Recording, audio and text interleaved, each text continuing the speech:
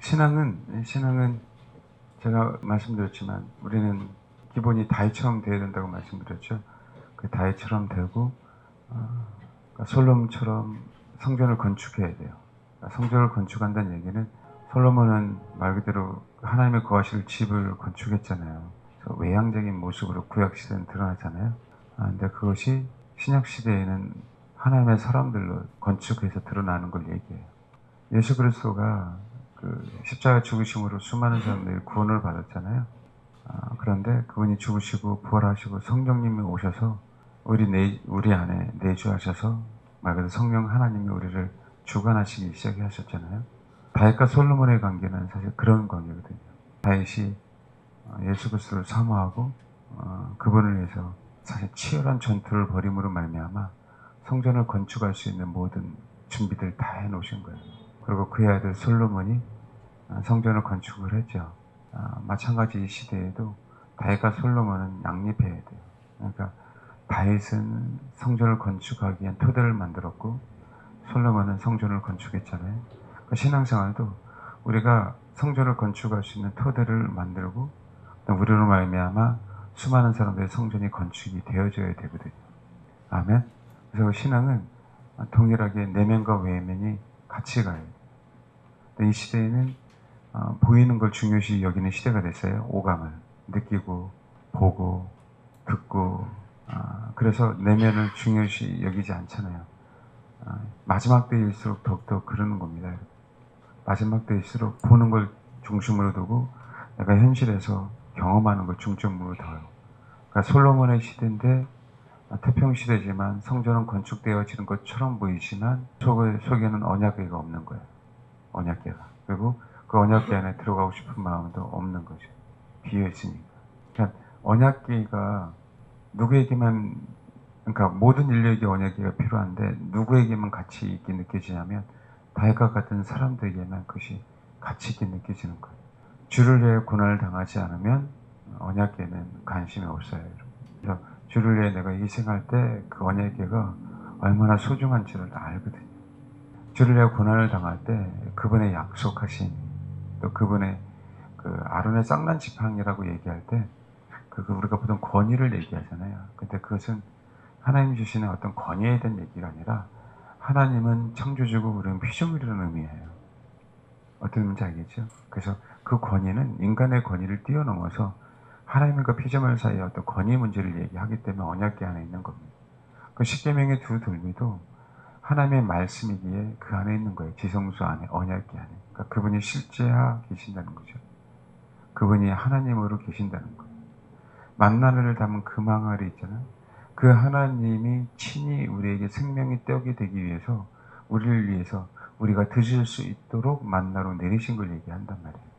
근데 그거는 피를 없이는 알 수가 없는 부분들. 피가 없이는. 언약궤가 뭔지도 모르고 언약궤 안에 뭐가 있는지도 모르고 한번 솔직히 한번 손들어 봐. 그럼 아론의 쌍난 제패가 뭔지 모르고 그러잖아요. 그럼 내가 그려줄게. 그러니까 그 언약궤는 시온소 안에, 그러니까 언약궤 위에 뚜껑이 시온소예요. 그 시온소에 제가 항상 말씀드렸죠. 시온소는 중요한 건 시온소 위에 피가 뿌려지지 않으면 시온소는 의미가 없어요. 그러니까 그 약속 안에 십계명과 그 다음에 아론의 쌍난 지팡이와 그 다음에 만날 담은 그 항아리를 언약궤 속에 약속이라는 그 언약궤, 그 언약 자체는 그리스도를 얘기하거든요. 그분이 보증한다는 의미예요. 근데 그분이 어떻게 보증하냐면 그 피로 보증한다는 얘기예요. 그 피로 효력을 발생한다는 얘기고 그 피만 약속이다라고 얘기를 하고 있는 거거든요. 그래서 그 피를 경험하지 않고는 그 언약궤의 의미를 알 수 없는 부분들이에요. 그래서 그 피를 알지 않고는 그 지성소 안에 누구도 들어갈 수 없음을 얘기해요. 그래서 우리가 그리스도를 위하여 고난 당하지 않고는 지성소에 못 들어갑니다. 그러니까 내가 들어가고 싶어도 안 돼요, 그 영역은. 아무리 열정적으로 해도 안 되는 영역들이에요. 지식이 있어도 안 돼요. 오직 번제단에서 그 흘린 피가 오직 어디까지 가야 돼? 지성소까지 가야 돼. 그래서 거기에 핏부림을 받아야만 그것은 뭐라고요? 효력을 발생해요. 그래서 우리 심령 안에 핏부림을 주시기 위해서 예수께서 십자가에 죽으시고 누구를 보내신 거예요? 성령님을 보내주신 거예요. 성령님이 그것을 증거할 수 있도록. 그래서 성령님의 인도함을 받는 사람들은 그리스도의 피의 효력을 알고 그 중요성을 알고 그 피가 흐르기 때문에 성령님이 우리와 함께 동행하는 거거든요. 아멘. 그래서 이 내면의 신앙이 완성이 된 사람이 다윗이기 때문에 다윗은 항상 그 하나님의 다윗의 장막 그러죠. 다윗의 장막에는 언약궤 외에는 없었잖아요. 그러니까 다니엘의 장막 그 언약궤 안에 항상 거할 수 있었던 거예요. 그게 모세예요. 아이러니하게 모세 오경하니까 율법처럼 보이잖아요. 그렇죠? 율법이 율법으로 우리 혼으로 받아들이니까 율법인 거예요. 근데 모세는 율법을 혼으로 받아들인 적이 없어요. 모세는 시내산 올라가서 하나님께서 말씀하신 그 십계명이 있잖아요. 그것은 당신의 생명이란 말이에요. 당신이 친히 두 돌 위에 써 주셨죠. 그건 율법으로 받아들이지 않았어요. 모세는요, 그 자체로 받아들였어요. 주님이 친히 주신 여호와 하나님이 시내산 강림하셔서 친히 나게 주신 생명의 말씀으로 받아들였어요. 근데 그 후세에 모세가 아닌 사람들은 그게 힘드니까 율법으로 받아들이는 거예요. 이 차이라고. 모세는요, 그 생명이에요. 생명이니까 언약궤 안에 있는 거예요. 사람들은 율법이에요. 왜? 내가 지키려고 하니까 힘들어. 하나님의 계명으로만 생각하는 거예요. 그러니까 십계명이 생명으로 받아들이기 시작하면 어려움이 와요. 이게 그 의무가 아니에요. 자연스럽게 우리 안에 삶으로 나타나기 시작하는 부분들이죠. 지금도 여전히 십계명을 뭐래요? 율법으로 생각하잖아요. 생명인데도 받아들이는 사람이 다르죠. 받아들이는 사람마다 다르잖아요. 십자가를 경험한 사람들이 십계명을 율법이라고 생각하는 사람 결코 없어요. 있을 수가 없어요. 그거는. 그러니까 종교적인 사람들만 율법이라고 얘기해요. 종교적인 사람. 그래서 주님께서 우리에게 고난이란 부분들, 자아의 죽음이란 부분들을 허락하신다는 얘기는요, 우리에게 기회를 주시는 거예요. 이게 너무 감사한 부분들이에요. 말씀드렸지만 사람은 어려움을 당하지 않고 하나님을 안 찾습니다. 예수가 십자가에 죽지 않고 그 어려움과 괴로움과 고통을 경험하지 않고는 구세주가 될 수가 없어요. 우리도 동일하게 작은 예수가 될 수 없단 말이에요. 그냥 그런 거 있잖아요. 나는 어려움이 별로 없어요. 라고 얘기하잖아요. 어떻게 신앙생활하냐면 환경적으로 꼭 어려움이 있어야만 우리가 주를 아는 게 아니란 말이에요. 어려움을 통해서 주를 찾도록 말하는 거지. 이해하시죠? 그럼 우리가 일상에서 감사하고 편안하게 사는 사람들은 내 안에 지속적으로 십자가를 묵상하는 거예요. 꼭 환경을 통해서만 경험하지 마시라고요. 일정 기간이 지나가면 어려움은 특별하게 없어요. 그런데 내 안에 그리스도의 기름 부음은 흘러가요. 이게 원래 정상적인 그리스도의 삶이거든요. 그러니까 하나님이 내 자아를 본성을 일부러 죽이려고 우리를 다루시지 않는다는 거예요. 핍박을 당할 수는 있어도. 뭔지 아시겠죠? 그래야 지성소에 나아가요. 다윗은 1년에 한 번 나갈 수 있는 걸 다윗은 매일 나갔잖아요. 그게 신앙의 본질이라고 얘기하는 거예요. 그 신앙의 본질로 성전을 건축할 수 있는 모든 시로. 그러니까 다윗이 성전을 건축했다는 의미는 물질을 준비한 부분들을 우리는 생각하죠. 현실적으로는 물질을 준비해야 될 부분들이니까 그건 현실에 대한 부분들을 얘기하고요. 다윗이 주님과 합한 마음을 가졌기 때문에 그 마음이 있는 것이 좋다라고 주님이 분명히 뭐라고요? 말씀하셨단 말이에요. 그러니까 성전 건축은 현실이니까 돈을 준비해야 되는 건 사실이에요. 그러나 신약시대에는 성전은 우리잖아요. 이해되시죠? 그러니까 우리가 주님의 마음에 합한 자가 되면 우리 안에 뭐가 세워지는 거예요? 성전이 세워지는 거예요. 그 남이 아닙니다, 여러분. 이게 뭐냐면 내적인 신앙의 기름 부음과 신앙의 외적인 기름 부음에 대한 얘기예요. 성령의 내주하심과 성령의 외주하심. 오순절날 성령께서 사람들 머리에 불의 혀처럼 갈라지는 것이 임하였다 그렇죠. 그러니까 사람들은 이것을 외적인 성령의 역사로만 생각해요. 그렇지 않아요. 내면의 그들은 마가다락방에서 준비했고 예수님이 부활하셔서 최종적으로는 제자들과 500의 형제들에게 나타나셨죠. 그렇죠? 그 나타나시로 말미암아 그들 안에 예수님이 있고 예수님이 그들의 스승이고 제자들은 예수님에 대해서 다시 한번 아픔을 통하여 실질적으로 경험하기 시작했죠. 어떤 의미인지 압니까? 그래서 내면 안에 예수가 누구란 사실들에서 제자들과 500의 형제들 분명하게 알았어요. 아멘? 그리고 사도행전 1장에 보면 하늘로 올라가신 걸 그대로 봤었잖아요. 그러고 난 다음에 그 내면이 예수의 십자가도 경험하고 그들의 예수님을 부인하는 어떤 부인도 경험하고 또 한 가지는 사실 3년 6개월 동안 동거동락하면서 하나님에 대해서, 그분에 대해서, 하나님의 나라에 대해서 모든 가르침을 받았죠. 그 가르침이 실제로 그분이 부활하심을 말미암아 그들에게 쌓아졌던 부분들이 어떤 면에서는 가치 없는 것처럼 보여질 수 있었어요. 왜냐하면 예수가 부활하지 않으면 가치 없는 게 되잖아요. 근데 예수님의 가르침은 생명이기 때문에 그 생명력 있는 그 말씀이 제자들에게 뭐로 나타난 거예요? 그분이 부활하심으로 말미암아 다시 살아난 거거든요. 그 안에서. 그래서 마가다락방에서 기다릴 수 있는 거고, 그래서 그 영혼들에게 성령이 각 사람 머리에 임한 거거든요. 그래서 제자들이 마지막에 순교할 수 있는 토대가 돼요. 그러니까 성령이 겉에 임한 게 우선이 아니에요. 그 배경에는. 아멘? 이해하십니까? 근데 우리 자꾸 그것만을 원하는 것이요. 은사만 원하는 거고, 수입만, 엘리야의 불만 얘기하는 거예요. 엘리야는 불의 사자지만 겉만 태운 불의 사자가 아니란 말이에요. 엘리야의 흐름을 보시고 엘리야를 통하여 엘리사에게 기름 붓는 가정들을 한번 보십시오. 비록 부족함이 많은 선지자 할지라도 사람이잖아요. 그건 당연하죠. 누구에게나. 그래서 엘리야하고 엘리사는 같이 가는 거고요. 다윗과 솔로몬은 같이 가는 거고, 예수 그리스도와 제자들은 같이 가는 거예요.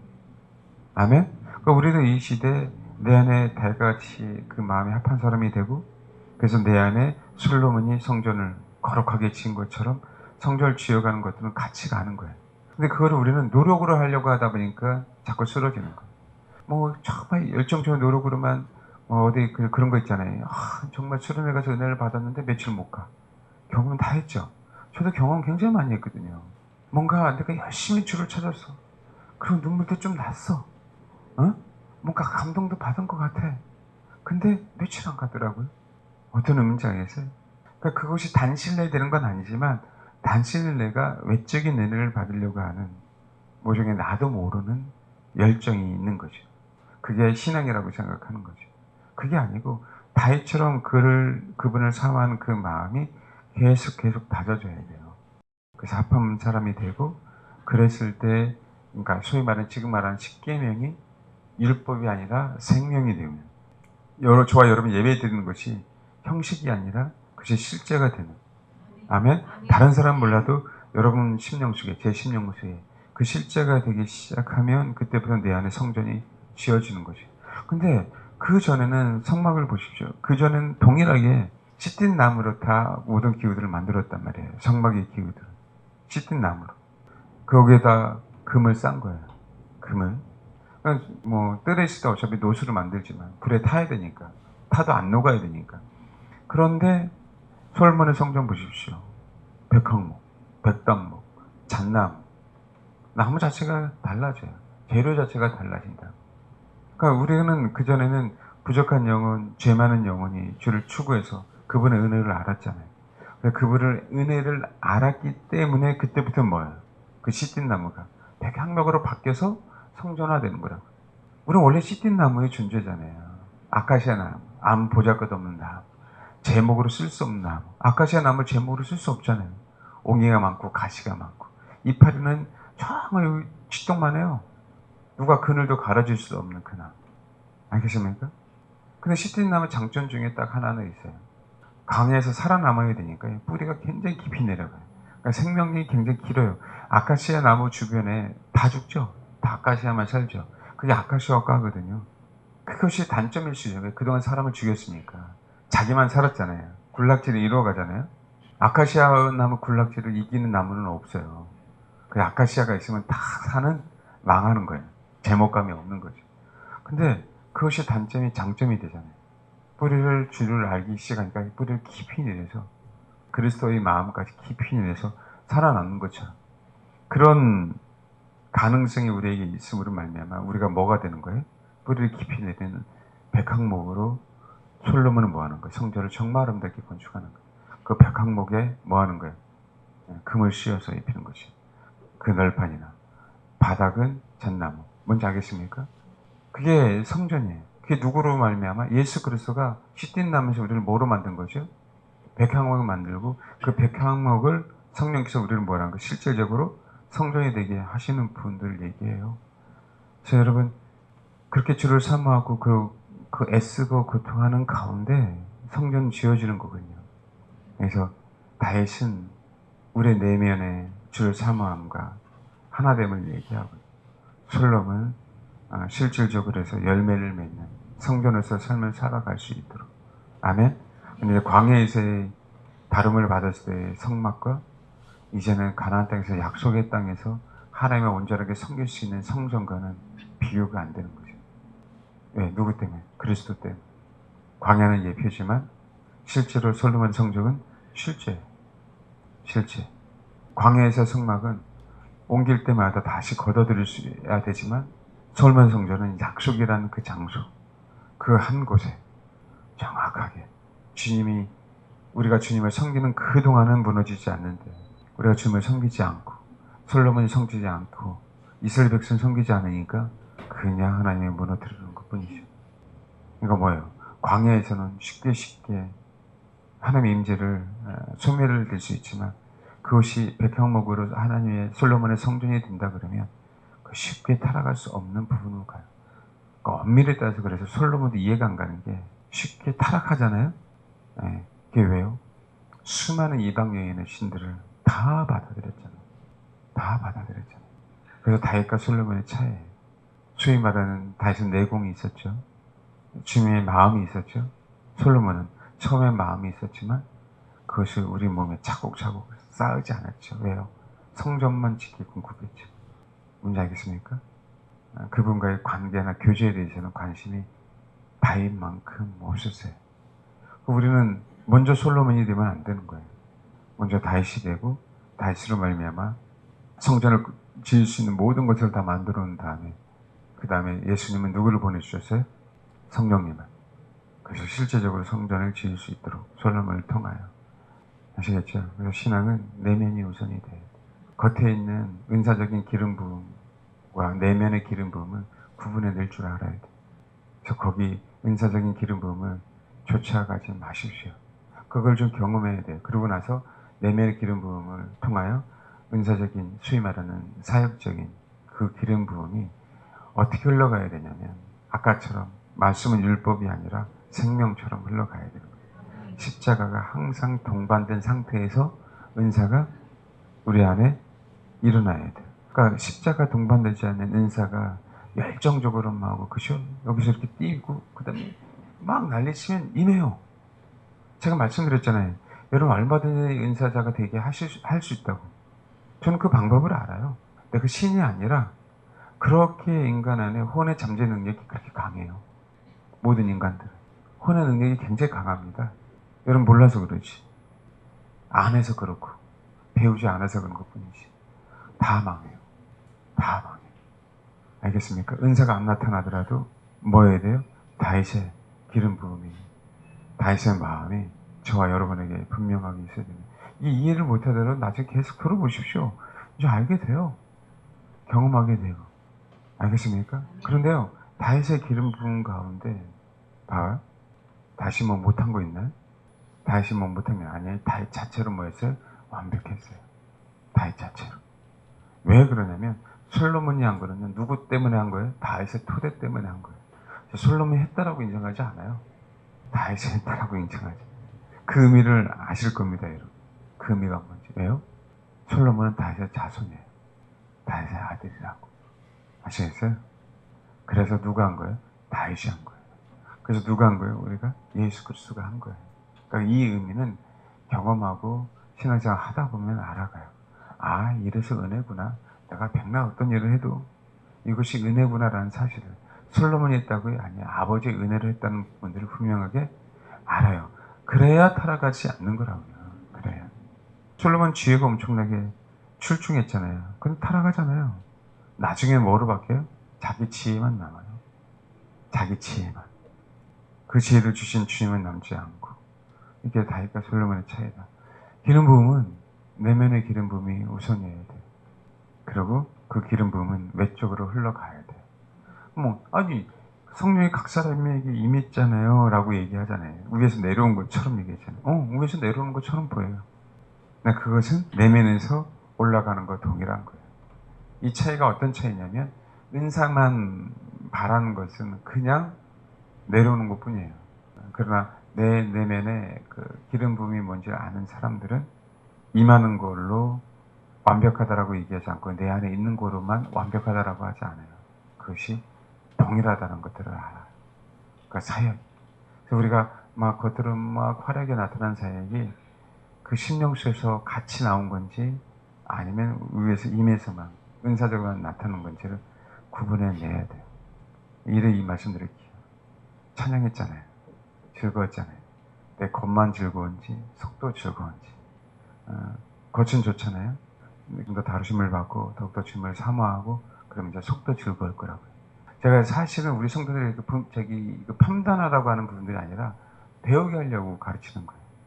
뭔지 알겠죠? 이것 통해서 배워가는 거예요. 배워가면서 내 내면과 내 외적인 부분과 이렇게 정확하게 일치가 될 수 있도록 우리는 신앙생활을 배워가는 거예요. 그래야 모든 자는 다 사역자거든요. 여러분 함부로 또 신앙까지 마시고 능력이 없어도 돼요. 주님 자신을 사모할 때 영혼들을 사모하는 거거든요. 이론적으로 못 가르쳐도 상관없어요. 아 정말 저 선생한테 배웠는데 다른 건 모르겠어. 뭔 소리 하는지 하나도 모르겠는데 어떻게 주님을 사모하는 거 같네? 이 선생님이 이거 하면 돼요. 알겠습니까? 아멘? 그게 가장 소중해요. 자꾸 지식을 가르치려고 하니까 아이들을 망치는 거죠. 그러니까 사람들이 그런 얘기에 뭐냐면 뭔가 애들 교육이 시스템이 잘 된 어떤 교회들을 찾잖아요. 그 세상적인 관점이 동일해요. 그게 아니에요. 가르치는 자가 그 선생님이 그 유치원학교 선생님이 그 교회 인프라가 교육 시스템이 제대로 안 갖췄다 할지라도 그 선생님이 그 영혼을 내 자식을 정말 사랑할 수 있는가? 이걸 보고 선택해야 돼요. 아 내가 참 할 얘기가 많은데 우리끼리 해봐야 아무런 효과가 없다는 거 알아 나도. 우리끼리니까. 근데 여러분 그렇게 해야 돼요. 아멘? 누구한테 제발 큰 교회 그런 시스템 찾지 말라고 하세요. 정말 거기 있는 선생님들이 주를 사랑해서 다른 건 몰라도 그들에게 주님을 사랑하라고 가르칠 수 있는 장가 아닌가. 그 교회가 그런 시스템인가. 이해하십니까? 네, 여러분은 좀 이해할지 몰라도요. 안 들려요 그게. 프로그램이 있어야 가르친다고 생각하는 거예요. 그럼 뭐냐면 항상 메시지가 윤리와 교훈과 도덕과 소위 말하는 율법으로 외에는 그들에게 심어줄 수가 없어요. 그러니까 말씀드렸잖아요. 뭐 찬양대회 나가고 무슨 뭐 그죠? 합창대회 나가고 성경 고시대회 나가고 노예에서 많이 했잖아요. 근데 애들이 어떻게 됐어요? 주를 사모합니까? 아니잖아. 그래 안 그래? 아 솔직히 그래 안 그래? 억지로 인정하는 것 같은데. 그렇잖아요. 그게 아니거든요. 그게. 그렇게 갔다 와서 성경 고시대에 나가고 1등 했어요. 뭐 했어. 그러면 부모들이 굉장히 좋아해요. 50대에 나가서 1등은 신앙이 되게 좋은 것처럼 생각하잖아요. 그렇죠? 근데 시간이 지나가 아니죠. 네. 아니잖아요. 우리 여자 청년들, 남자 청년, 특히 여자 청년들, 내가 사랑하는 사람이요, 성과대에서요, 참 열심히 봉사하고 주일학교도 열심히 봉사해. 속지 마시라고. 한두 번 속는 거 아니에요? 우리 교회도 있어요. 예? 그게 신앙이 전부가 아니라고. 근데 그러더라고요. 이 오후 예배에 딱 앉아놓고 한 3시간 예배 들어보면 알아요. 오금이 절했는지, 억지로 했는지. 그나마 인내하면 감사한 건데, 제가 왜 그러냐면, 졸아도 상관이 없어요, 사실. 졸릴 수 있잖아요. 그러니까 그 중심이 주를 향하고 있느냐, 없느냐를 보고 선택하셔야 돼요. 사람을 선택할 때 제발. 아멘? 그걸 저한테 주례 맡기지 마세요. 제가 주례의 열매는 별로 안 좋아. 저한테. 그러니까 분명하게 말씀을 드리는데 그렇게 선택해야 되고 교회도 아이들을 가르치는 어떤 그 부분들도 그 내면을 볼 줄 알아야 됩니다. 그 여러분들도 그 판단이 아니라 그것을 알아서 어떻게 해야 되는가요? 구분할 줄 알아야 돼요. 생명인지 생명 아닌지, 그것이 속에서 올라왔는지, 속 깊은 지하 100m에서 왔는지 50m 왔는지. 우리 우물을 팔 때 지하 깊은 데서 파면 팔수록 물이 깨끗하잖아요. 더더욱 안반 밑으로 파면 더욱더 좋죠. 알겠습니까? 그 안반 밑의 의미가 뭐예요? 저 신령 속에 그리스도가 반석이 됐어요. 그 반석을 뚫고 물을 길러오니 얼마나 물이 좋겠어요. 아멘? 언제 어떤 의미인지 알겠죠? 그런 사역자, 그런 성도가 다 같이 돼요. 목사님 그거 아니에요. 목사든 전도사든 장로든 권사든 심판의 기준 다 똑같다. 심판하기는 다 똑같아요. 그러니까 경쟁해야 된다고 저와 여러분이. 그렇게 가르쳐야 되고. 예? 그래서 그 고라가 되란 얘기가 아니에요. 앞에 나서서. 그 직분과 그 직분에 충성하되 주를 향한 사모함은 다윗처럼 동일하게 경쟁해야죠. 내가 솔로몬은 아닐 수 있어요. 왜? 사역이니까. 뭔지 알겠습니까? 그러나 동일하게 뭐 해야 돼요? 다윗과 주님과 마음이 합하게 경쟁해야죠. 아멘? 네, 그렇게 돼서 그 내면과 외면이 조화로운 분이 되시길 바랍니다. 항상 그 균형을 강조하잖아요. 건강한 사람은 정말 그 음식도 골고루 먹는다 그러고요. 건강한 사람은 좌우 상하 밸런스가 다 맞다 그러잖아요. 신앙도 어쩔 수 없어요. 다 같이 맞아야 돼요. 그러나 근원은 다윗처럼 꼭 그렇게 되시기 바랍니다. 아멘.